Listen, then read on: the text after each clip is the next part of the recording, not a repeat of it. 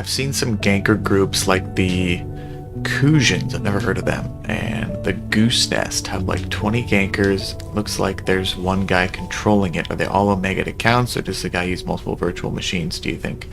I'm assuming that it's actually not one person. That's just my guess. I'm just going to assume it's not one person and just a ganking group. I'm wondering what makes you think it's all one person. The Incursion guy, for example, comes on every so often in Udama, and every alt looks exactly the same, and they're all variation of the name J Incursion. They tend to log in and log off at the same exact time, just kind of suspicious. It's possible for a group to just meme basically and make a bunch of alts that all have very similar names and operate all together. 20 something accounts is actually not unheard of. That's not unreal. It's also possible that the ganking actually isn't their main source of income, and that they do that just for fun. That's a possibility. To your main question though about whether it's alpha or omega, I don't think that's the main question. It's probably not alphas. It's probably omegas. The main question is there input broadcasting going on? Input broadcasting is illegal. Input broadcasting is essentially if I have multiple accounts and I push one button and modules on all of my characters turn on, for example, or if all of my characters were to lock a target, when I locked a target with one account, that's called input broadcasting. That's illegal. If they are input broadcasting, that's very not legal. But they don't necessarily have to be. And I don't think that's what you're seeing, but I could be wrong. But my instinct tells me it's either a large alliance that has a small group, like a small SIG, SIG being a special interest group that got together and decided to make a bunch of characters with the same name, well, not the same exact name, but similar names, and go ganking and Hisec together. Or one guy with a bunch of alts and he's really good, or he's got a really good setup at switching between them. That seems less likely to me. If he's input broadcasting, he's cheating, and I'm pretty sure CCP has some good ways to determine that. So they wouldn't be able to keep doing it for long. But yeah, that's the main question. I don't think they're alphas, or if they are, then it's more likely option one, where it's a group that got a special interest group together and they all made alpha accounts, right? Alt alpha accounts, and then they can all just log in at the same time and do that. If you're saying that they log in and log out at exactly the same moment and it all happens all at once, it does seem like it's possible that that's input broadcasting. Possible. And you might want to consider reporting that if it really does seem that way. Just a thought though. There's no way for me or you to prove it. You just have to point it out to CCP so they can either take care of it or not, depending on what they find. Yeah, good question. I see Abyssals as a progression T0 through T6. Yes. What I'm unaware of is there are other aspects of play worth ISK. I understand missions are decent, but I don't like the mission farming RNG aspect. It's not really RNG, it's more just tedium. This Corp I joined got me started in PI. Just curious if there are other passive income things I can do to earn ISK, since Abyssals can be a little stressful. There are some semi-passive ones, like mining. Mining is semi-passive, especially if you're in Hisec, although it can be... Oh, hold on. Lagging. Okay, I think we're back. Semi-passive. Mining can be semi-passive. Boring, but if you have other things that you want to do, like for example, I work from home, I'm over here doing work, I can put mining alts on rocks and pay little attention to them. I do it in nullsec, so it is more dangerous than what you might be doing, unless in fact you are in nullsec, in which case it's going to be exactly as dangerous, or similarly dangerous.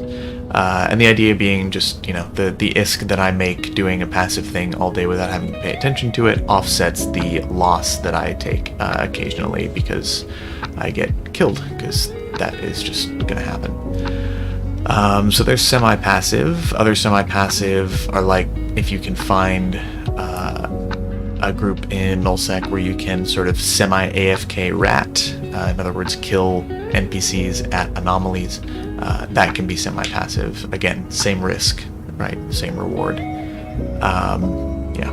Access to a wormhole from the Corp. I stepped in for the first time the other day. So wormholes can be great active ISK. In fact, I think, and I could be wrong, but I think it's one of the best active ISK generation sources in the game. It does require some skill points and some ISK investment and some friends. And it sounds like you have friends.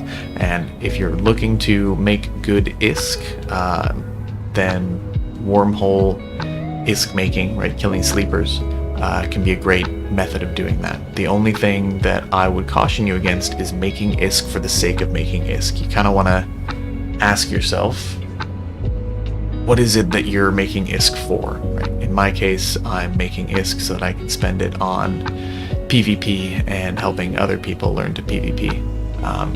Just making ISK for the sake of making ISK, in my opinion, gets old real quick, and you'll kind of just get bored with it. My main ambition right now in the game is T6 Frigate Abyssals triple boxing. Are you low put? Am I being trolled? Is this low put? And if you're not, have you seen low put's videos? Have you ever done incursions? Are they worthwhile? And if so, is there a group I can join to run them? Yes. Yes, yes, and yes. I did incursions actually a lot. Back in the day, I don't remember the exact year, but yes, I did them a lot. HQ, I flew a Scimitar, and I flew with TVP mostly, the Valhalla project. So there are public groups, like Real has mentioned, they're Warp to Me, that either do or used to do incursions. Basically anyone can join this. I do have a question. I have been selling ammo, and I'm unsure how to not price it too low where I lose money, or price it too high where I also lose money. Okay, fair enough. You're selling... Markets are complicated, even in EVE. You want to... So, yeah, that Real Adam's got the right question. Where are you getting your supply from? Do you have it? Is it like looted from rats? Is it something that you just came across? Is it something you're manufacturing? Is it something you're purchasing and moving and trying to sell for hire? There's a lot of different ways you could be acquiring that ammunition. Okay, so you mine and manufacture. Great. So there are two schools of thought in mining and manufacturing. One is that if you mine it, it's free, and so any price that you can sell the product at is profit, which is true, right? That's not wrong. But at the same time, there is a market value for the ore and for the products of the ore. The market value is usually based on JITA, J-I-T-A. Check out JITA, and you'll want to look at the price in that area. That will be somewhat of a standard price for whatever commodity it is that you're selling. From there, your question is, am I above JITA price? Am I below JITA price? The further you are away from JITA or another trade hub like Amar or Dodixie or Renz or Heck, the further you are away from those hubs, the higher prices tend to be. People are basically charging for convenience, right? So if you have something selling in a place where there's really no other options, people have to buy it there or travel to a trade hub, then you can upcharge them, right? You're charging them for convenience. So actually forget about JITA. Wherever you happen to be, look at the regional market and potentially the regional market of the region closest, like maybe the next door region, and see what the average price is for the ammo that is selling there to get you a better idea of what the correct market price is. Good question. What types of T1 ammo is more used than others? I mainly sell rockets, missiles in heavy, light, and rocket variants, and I sell all kinds of T1 projectile ammo in small, medium, and large. Missiles in general, all kinds of missiles are useful, high demand, right? Because they all deal a specific type of damage. People wanting to deal a specific type of damage will need to bring basically all of the missile variants with them whenever they're going somewhere so they can switch and do the type of damage they need to do. For projectiles, we can actually narrow it down a bit. Fusion, phased plasma, and EMP. Those will be your big three. Yep, the reason for that is that those three different ammo types are all the top damage ammo types for projectile weapons, and each of them, again, just like the missiles, are used to deal different damage types. So EMP deals a lot of EM damage, phase plasma deals a lot of thermal damage, and fusion deals a lot of explosive damage. So people will bring all three types when they're going to take out a ship with projectiles. Oh god, for those of you that aren't reading chat, actually, you know what, let me drop a stream marker here, this is good. For those of you that aren't reading chat, my question is this: if 5,169 pilots join an alliance of 3,552 pilots to sneak into the Imperium, how many pilots are no longer in the Imperium? Carry the 2, take the derivative. Real answer? I think it's 3,552. Great question. I love that. You should be my Reddit correspondent. You just pop in once a stream and give us the dankest meme takes from Reddit so that the rest of us don't have to sully our clean hands by going to Reddit. Okay, so the question is, I'm pretty new to EVE. I have mined a bit and I'm wondering which route I should take out of all of them. Which are the most popular or fun choices? I have things that I think are fun, but that won't necessarily translate to the things that you think are fun. Okay, yeah, that's totally understandable that you get overwhelmed by that. What will help is if we can start narrowing it down, because just saying, you know, you're overwhelmed, right, with choice. You don't know which one to pick, so you're saying someone else, hey, can you pick for me? What will help is if maybe we can narrow it down together. So of the 4 main branches, right, PvE, PvP, community, and industry. You said you've done a bit of mining, which it frankly is where a ton of people start out. You've done a bit of mining. What seems interesting to you? Do you want to continue trying some of the mining stuff, or does that seem boring? So for new players, let's just look at the new player options on this branch here. So starting here, missions. Combat missions can get boring really quickly, but they are a reliable, relatively easy source of income. That's combat missions, so security missions is what they'd be called. Epic arcs also fall into that category. Again, same concept. NPC tells you what to do, you go do it, and you get some ISK. And also some loyalty points, and you spend those loyalty points on things in loyalty stores and then sell them. That is how you should think of loyalty points, by the way. A lot of people think of loyalty points in terms of, oh, I want this thing from the loyalty point store, so I should buy it with my loyalty points. No, what you should do is buy the thing from the loyalty point store which will sell for the most ISK per LP, right? So ISK per LP. Then you buy the thing that you want from the market, from other players who did the thing that was not so smart. Incursions are relatively higher skill point required, but you could aim for that. They're good ISK making. They're kind of like dungeons in like World of Warcraft, if you want to think of it that way. Exploration, I can actually relatively highly recommend. It will nudge your training into a slightly different direction for a short amount of time while you get those skills up, and then you can go back to your combat focused training. The skills required for doing relic and data sites are not the same skills required for shooting other people, for example. DED combat sites, however, will be right along that route.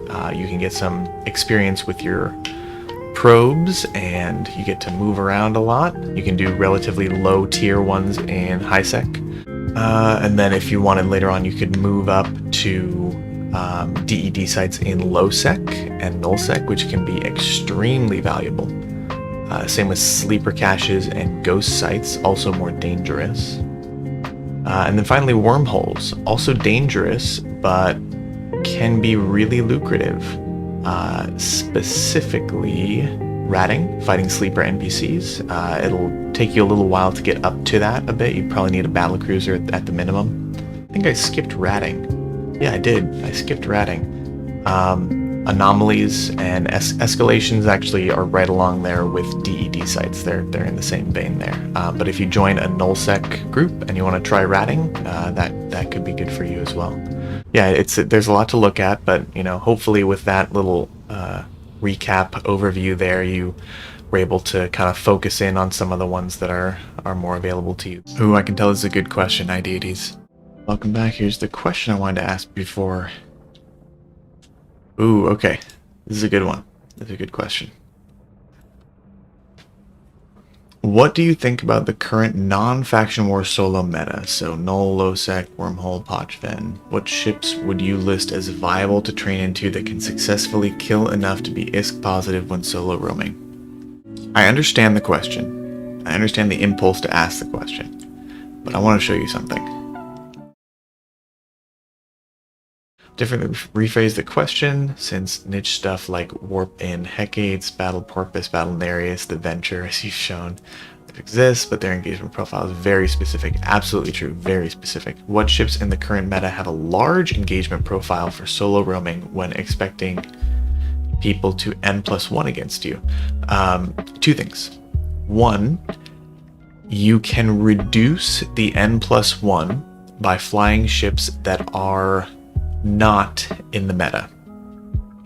In my opinion, these are things like MOAs, stabbers. If we're just in the T1 cruiser line, right? If we're just going to take T1 cruisers as an example, MOA, stabber, arbitrator, bellicose, Omen maybe. Although the Omen's not bad. The Omen's a decent ship. Basically not the Vexor or the Thorax or the Caracol. The Rupture maybe. People might not love the Rupture, but yeah, that might be helpful to think about it that way, because then you don't get so much N+1. People think they can take you on their own. They don't need help if you're flying a ship that they underestimate. So that's one thing. Underestimate. Fly things that people will underestimate. The other was current meta, large engagement profile. I like a solo ship that can do 3 things well. It can disengage when it needs to. It can deal with tackle, because you're always going to have to deal with tackle of some kind. And it can project out to point range, or can outrun or slingshot an interceptor. One of those 2. One of those 3, really. So project out to point range, catch an interceptor, or slingshot an interceptor. Those are all good things to keep in mind. So those 3, again, can disengage when it needs to, can deal with, in other words, track, tackle, can either project out to point range, or is fast enough to deal with something that is sitting at point range. Also, to let you know where this question is coming from, I'm a vet also. I assumed that, which is good. Just been gone a while and looking to get back into roaming. I have no idea what the current meta is. I hear the Loki is a roaming king, but that's a 406 million FID. Looking to start under 200 million to relearn the meta. Agree with those two. Okay, so the Omen Navy issue might be a good place for you to start. Omen Navy issue. The problem is that N+1 part there is definitely going to happen. People are going to N+1 you. I really like the Caracol, actually. I really like the ham Caracol, but the Rapid Light Caracol can work as well. The benefit of flying the ham Caracol is everyone thinks you're Rapid Light fit, and then so you can surprise them. They might ram you with a cruiser or something like that designed to tank Rapid Lights, but you have hams, so you can meme them. I want to know how Corp funds and storage work. Corporations have a corporation wallet. There's no such thing as an alliance wallet. An alliance wallet would just be whatever the executor or holding corporation wallet holds. That's generally what that means. Storage, there are corporation hangars, corporation offices that can be rented, and then corp hangars. that can be limited in access, so you can only allow members with certain roles to access Corp hangars, and there are different divisions that you can granularly assign access to. The CCP access control system is nuts. So, you know, you've got to take some time and dive into it and really figure out how it works.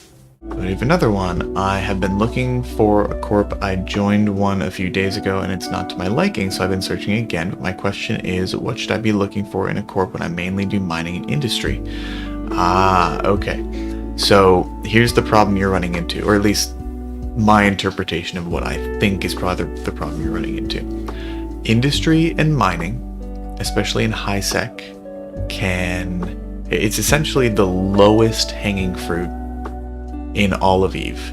It is the easiest thing for any 2-bit CEO to say, we're an industry corp in Hisec, because there's so little risk and so little difficulty in getting new players like yourself to join and mine in Hisec mindlessly for nothing. Like, it's really, really hard to not be able to do that. So what you end up with are dozens and dozens and dozens of corporations that all say they do that. What you might want to look into would be some wormhole or low sec or null sec groups that do mining and industry. And what you'll find there is the population of corps will be smaller, and the barrier to entry for them to actually be semi-decent at what they do is higher. So the quality has to be better, right? Overall. Basically, by putting themselves into dangerous areas and doing mining and industry, they either do well enough or they fail, right? In Hisec, there is no failure condition. Does that make sense? There's no way to fail in Hisec. They can just be in Hisec and mine in ventures, and that's a level of success. There's no way to fail.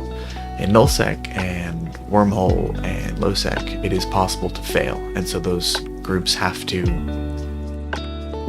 be at least semi-competent. Did I just go gate to gate in a Viator? Yes, I did. You saw me. Where were you? Gate camping over there. Why didn't the Kestrel try and decloak me? Huh? Come on. You gotta get good. That Kestrel should have been going for me. Oh, you guys had plenty to kill me. You just needed to get a decloak. Oh, cool. Then maybe all of you guys can learn from this. So, the cloak will deactivate if anything gets within 2,000 meters of the ship that is cloaked. So, the basic idea is when a cloaky ship jumps into you, your frigates or anything fast should be getting ready to micro-warp drive on and start approaching the ship as soon as it decloaks. They have to decloak and then reactivate the cloak in order to, warp away. So they'll click warp to the next gate, and then immediately they'll hit their cloak button. But if in time, so if you can get to within 2,000 meters of them before they actually warp, you'll decloak them. And then if you can point them in time, then they'll probably die. So that's getting a decloak. You actually have to pilot your ship in the right direction. So your tracking camera comes in a lot here. Shift C to turn that on. You click on the ship as it decloaks the first time, and you hit approach. But as soon as they cloak again, your ship will stop because it doesn't know where to go anymore. So then you have to be double clicking to manually pilot your ship in the direction that you saw their ship. If you get a good line and you're fast enough, you can decloak that ship before they actually enter warp and get a point. Good luck. Maybe you'll catch me next time when I'm going through there. I could not have asked for a better way to call it a day. Not a paid actor, by the way, folks. Check your account once I log off. Fun Police. I'll send you the money.